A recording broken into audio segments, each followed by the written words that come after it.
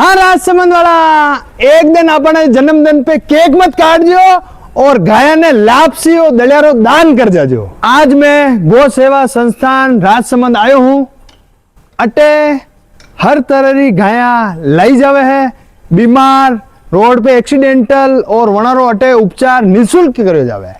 अटे एम्बुलेंस की व्यवस्था भी है और आपने भी अगर रोड पे ऐसी गाय वगैरह कहीं भी मिले तो आप श्री गो सेवा संस्थान राजसमंद में संपर्क कर सको हो और वना ने सूचना दे सको हो ताकि वे वनी गाय ने लई सके और वनो उपचार कर सके। और जन्मदिन पे आप आना भूखी और बीमार गाय ने वास्ते जो भी 10, 20, 50 दान करना चाहो वो स्कैनर पे नाख दो।